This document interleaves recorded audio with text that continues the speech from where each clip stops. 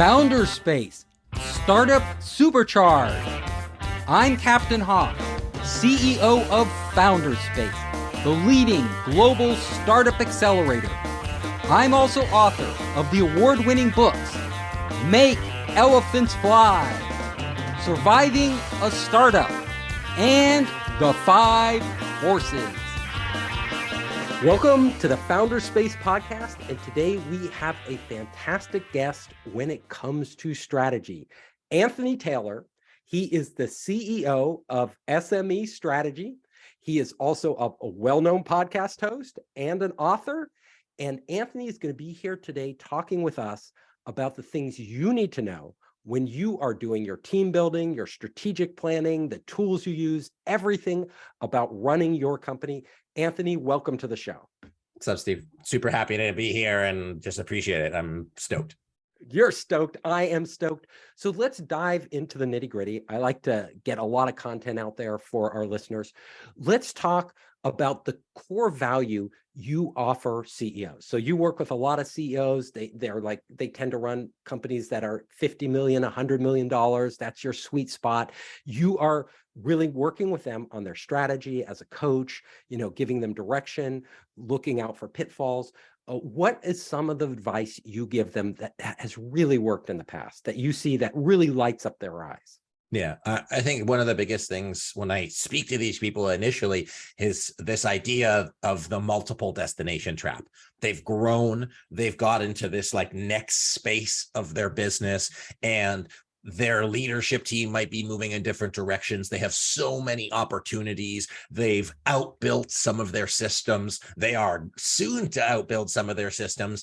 And what we provide as a company and what I provide as an advisor and partner is just triaging through that stuff, sifting through the noise, and really helping them get to that one destination. Have everybody clear about where they're going, prioritize what they need to do to get there, and help compartmentalize all of the thoughts and stuff in their brain. And so I've been doing that for 11 years now, work with small businesses, Fortune 100, and across Canada, US, and around the world. So we're really got a big impact. So great. So what are some of the big problems you've seen? A lot of these companies, they're growing. What barriers are keeping them from getting to the next level? And how do you step in and really help them over those? A couple of key ones. So one is prioritization. They've got too many things on their plate as an organization and not enough time, money, energy. So what we help them do through our process is focus on a couple of those, not just so the leadership team can be clear, but when you've got 100, 200, 300, 400 people in your organization, that they need to know what all of those things are. The other is, as the leadership team grows and as the management expands, having the capacity to implement strategy. So having enough communication structure, goal setting, culture, those are the two big things. And then third is accountability. People get so busy in the day-to-day that they often don't have time or don't make time to work on the business. So those three things are big growing pains that people experience, and they have it at different stages of their journey. So let's say I have 10 projects going. 10 is too many, right? We've lost our focus, but we're doing a lot of stuff. But I have a hard time. How do I figure out which one of these I should be focused on, and which it's really hard to kill stuff? All of these 10 may have potential. How do you help them figure that out? Yeah. So we say it's not that you shouldn't do them, because if they're there, many of them are opportunities. How I have people think about it is, if you've got 10 things you're working on, you've got 10% of your total time, money, energy, which means you're spreading your resources like peanut butter and you're not making as much progress as you can. Plus, there's switching cost. So you decrease your total opportunity. So we say focus on 3, get them done, move it forward. 2 ways to look at that. One is get clear on where you want to be. So we look at long-term vision when we do that and say, hey, what are these things going to help you get there or not? The other is focusing on it through the lens of risk. If this is where I am and this is where I want to get to, what are the things in the middle that are going to get in the way, and use the risks or the gap to inform how I prioritize. Focused on the most important things first, so you can get kind of greater leverage as you move on. So yes, new market growth might be super important, but you can't do that if you don't focus on your manufacturing capacity. Or yes, you want to enter I don't know, you want to enter the digital space, but you need to focus on your team communication, or vice versa. So it depends on where you're at, and every company has different challenges. Yeah. So can you give us a few examples of CEOs you've worked with, and you don't have to mention their names if you don't want, but the challenges they've had, the mistakes they've made, and what you've done to actually course correct them? I think CEOs just move fast. So if you're listening to this and you are a CEO, you probably have the experience of needing to be 2 or 3 steps ahead of your people. And you have this big picture vision, and you're thinking long term. In your brain, it's very clear. But when you're communicating it, people don't see the stuff that you've calculated in your head, and you might think they're moving slowly. Well, they just need more of that detail. They don't know all of the work that you had in your head. So there's a disconnect between your leadership team and you. So part of the work that we do with CEOs is recognize that gap, that speed gap, and have them kind of come back and work with the leadership team on that. And that's like the number one thing. If you're listening to this as a management team member, you might have a CEO who's got eyes bigger than their stomach and who's taking on all of the stuff. And then your job is to say, hey, I need to understand more specifically what you mean. So, hey, we're going to grow. Does that mean we're going to grow to 100 million or 300 million? We need to make it explicit. And so a lot of the work we do is working with CEOs, working with the leadership team to bridge that communication, bridge those assumptions so that they can just work better together. The more practical way that I make this joke is I say my version of the kitchen being clean is different than my wife's. And if we have different expectations, we're going to have frustration. So Absolutely. So a lot of what we do is just make things explicit so we reduce frustration. Yeah. And it really helps to have outside people pointing that out, because a lot of times you're in the thick of it, you just can't see it. Exactly. So can you tell us a story about a CEO that totally messed up? Like that, they had a great company, but they just didn't do things right. We were working with an organization for a long time, and the CEO, let's be delicate, of course, the CEO always had to be right. And so what's interesting about the perspectives is your job as a CEO is to support your executive team in moving the plan forward. You're not supposed to be doing the work. Where it broke down was that they were not listening. They were leading their vision, but nobody was following them, and they weren't doing the things to build the trust, to build the rapport. Ultimately, and it happens all the time, if you see high turnover in an organization, in this current organization, we saw a lot of high turnover. It was because the CEO was not listening to his people. Their ambitious vision was not something that they wanted to be a part of, mainly because they didn't know the details, and it really stalled the organization out through a challenging time. Now, as I say that story, I'm thinking of a company and an organization, because it wasn't a company at the time. But as I play it out, the same story applies to 3 or 4 different CEO didn't do this well. So it's a story that's been told before. Yes, exactly. Yeah, because you can. A lot of CEOs have egos. A lot of CEOs are also insecure, right? So like you mentioned, they have to be right. It's not what I think CEOs need to understand. It's not whether they're right. It's whether they come to the right answer. Like they can try, and people see through that. When you always have to be right, nobody wants to argue with you because you are the CEO. You're like, you have control over them, right? You're their boss. And if you're always going to make it end up like you're right and they're wrong, that creates a really bad dynamic. Can I expand on that? Because I think that's an excellent point. It's when your leadership team stops challenging you because you've beat them down, that's where you just have yes people. And that's not what you pay them for. They're paid too well not to challenge you. But where the ego, as you had mentioned, takes over is where it doesn't matter what they say.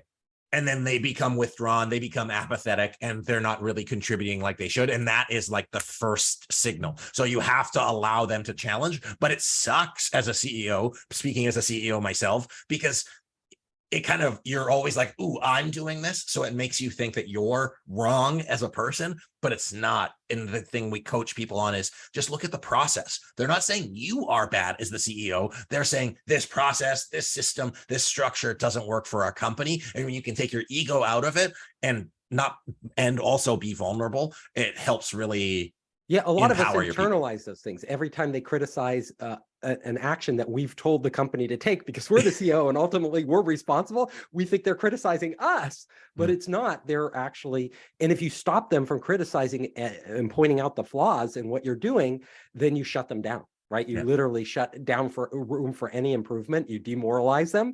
They're like, well, if he's just going to beat me up every time I point out a flaw, I'm just not going to say it, and the company's going to suffer. But have you seen this being different? Because I know you see a lot of different companies.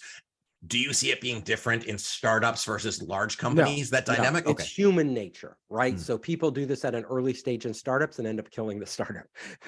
Sometimes, and people change too. Sometimes they get bigger egos as it goes along. They think they're always right. And we see, a lot of problems with that. We see Elon Musk taking over Twitter, like he tends to have a big ego.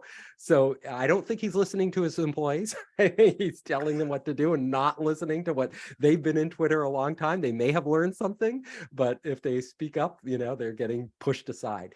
So, I have a hot take on that. I don't know if you want that on this show. Fire away. I think that, so we've talked so far about the importance of aligned leadership and getting people bought in.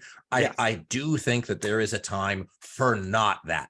And it's in times of crises, as in if you were in war and you were like getting shot at, literally shot at, I wouldn't want my commander to be going by a consensus approach. If there's a fire in a building, I wouldn't want to say, hey, so what do you think? Do you think we should take this ladder? Or would you feel more comfortable like walking in the stairs? So in the case of Twitter, I think that there is a $44 billion case for autocratic leadership. I think it's only used in short intervals for a little bit of time.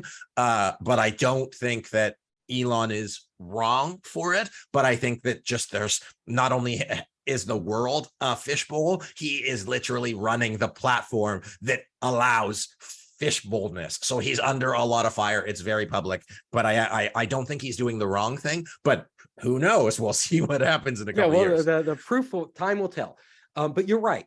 This is why militaries, when an order is given, people follow the orders, because if you're in a crisis, if you're under fire, you have to do that. In a company, it's usually not quite that extreme, but you do need somebody to ultimately the buck stops at the CEO. The CEO has to make decisions, and a lot of times they're tough decisions, and they may even be, like you said, unpopular decisions that they have to make to get the company to where it needs to be. At the same time, there's a balance between that and actually engaging your employees, setting a vision that they can buy into, right? Telling them, like you were talking about, what's all that stuff in your head about where you need to go. That stuff needs to come out. And there's also this CEO, not everything, even when you're under pressure, even with great military leaders, they have plans. Like they may change their plans in the middle of a battle because things aren't going the way they thought they would, and they have to make, off the cuff decisions about what to do, but they have plans, and you need planning. You can't just be haphazard, like reacting to this and that and the other thing. You need some sort of planning, and that often takes time. And sometimes, even though you think time is so critical, the time you spend planning pays off big dividends. That's what I've seen. So even if you're under fire, a lot of times it's important to step back and say, look, we need to plan our next step. Like we can't just react to what's happening, because we may be reacting in totally the wrong way. You can't afford a misstep. You can't. And a lot of these things aren't obvious, and you really need to go deep to figure them out. Let's talk about when you engage your employees, how do you really motivate employees? How do you really get the best out of employees? Because, a lot of employees, a lot of CEOs I know, they're frustrated because they feel like their employees aren't doing the right things. They aren't trying hard enough. They aren't doing enough. How can they solve those problems? So another hot take on that is, if your employees aren't doing the right things, it's your fault, because you didn't tell them the right things to do. So basically any problem, either you hired them wrong, so it's your fault, or you haven't given them direction, another your fault, or you've given them unclear direction, or you haven't given them the resources. So if your employees are underperforming, it's one way or the other your fault, which to me is extremely empowering because it allows you to do something about it instead of it being, oh, it's their problem.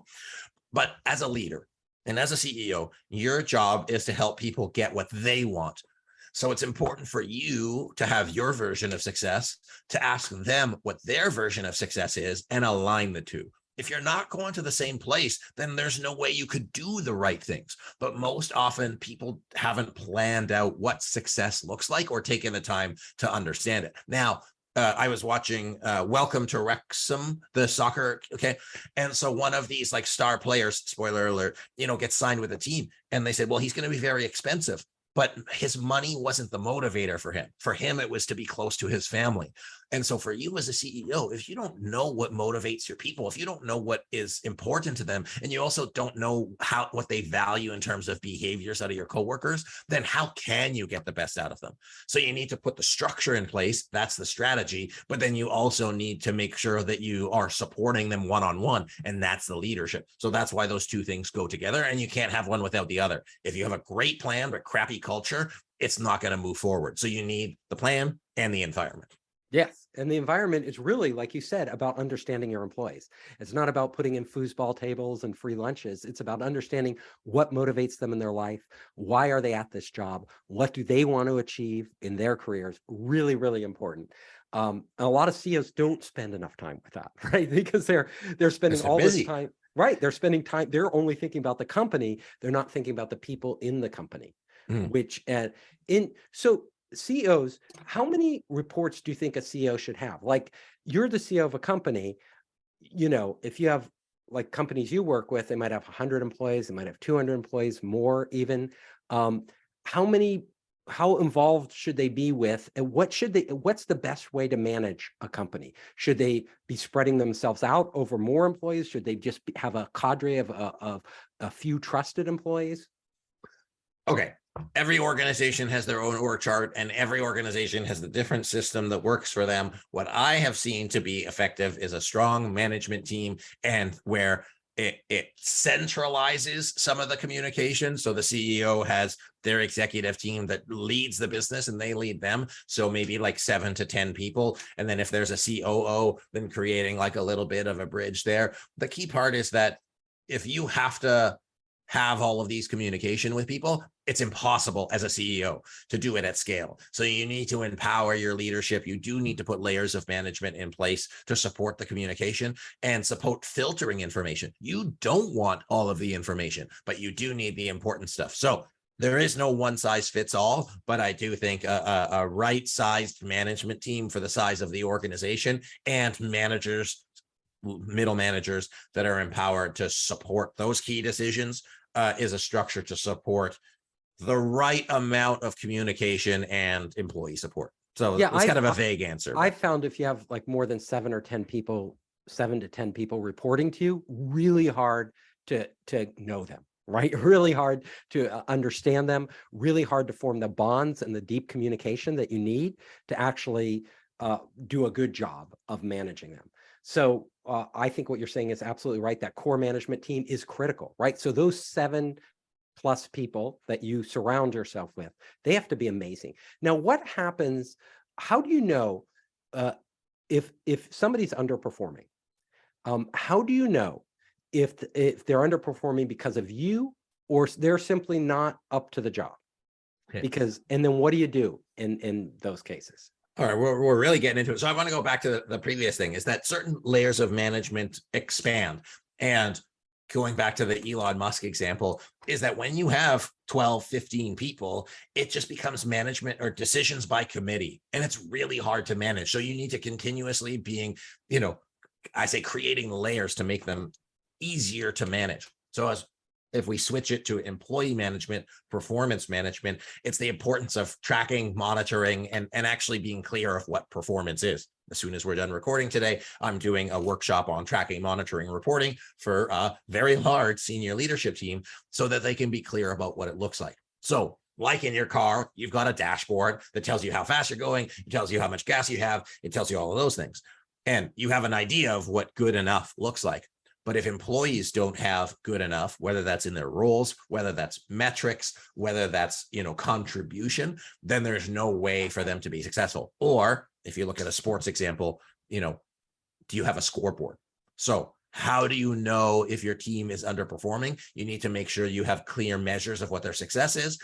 If they don't have those measures, then they're never going to be successful. If they do have their measures and they're not meeting them, then you have to look at the quality and the quantity of their work. And then you have to kind of put more focus, energy in terms of management. And then you have to decide, what is a sufficient time to train them? Is it 3 months, 6 months, 9 months, a year to get them up to speed? And then if given all of those things, they aren't there, then you say, hey, this is probably not going to work out. Now, that's a much bigger conversation with a lot more intricacies to it. But I think that, are your people given the tools they need to succeed?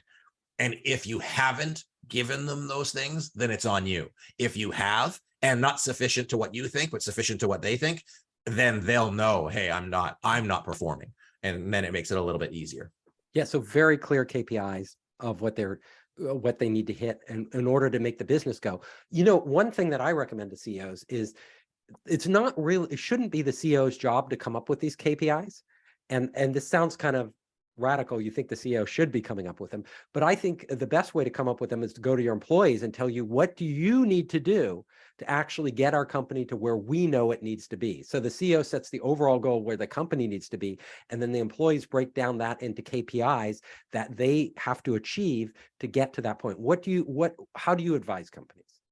I would agree. We look at it a little bit differently because we look at the entire structure. So we look like strategically KPIs, but I think it has to be in conjunction, because on one hand, you say, oh, I think I should do this. And it's like, well, if you think you should do this, but as an organization, we need up here, then there's a gap between what we need and what you think is there. The other problem I see is people often think operationally. They want to do stuff, but they forget about the why. So what are the outcomes, key performance indicators, or however you want to frame it, that this role looks like? If you're in sales, it's pretty easy. If you're in HR, it's a little bit harder. If you're in finance, it's a little bit harder. And I can't say that I'm an expert at those functional areas, but I think finding the right representation of what success looks like in that role is important for them to be, contributing not only operationally, do the job and the tasks, but strategically, are you moving the overall business forward? Yes, really important. Now, I want to segue into another topic. You use a lot of tools, right, with these CEOs to make their organizations function better, to make them function better. Can you tell us about some of your favorite tools and recommend them? Okay, what is really important and interesting right now? We're doing a lot of scenario planning right now. So, and by the way, if you just Google it, I probably have a video on it. So scenario planning is a cool tool to plan for uncertainty. It's where you make alternate versions of the future. Change management is a big one, because as organizations, big and small, institute new things, that comes up a lot. The value proposition canvas is a really cool one that I like, as you're entering new markets or shifting consumer trends. That's a big one. And I'd say those are my top 3 cool tools, other than or in addition to, the strategic planning process in general. Okay, great. So Anthony, do you have any other words of wisdom for our entrepreneurs out there that can really help them get to the next level?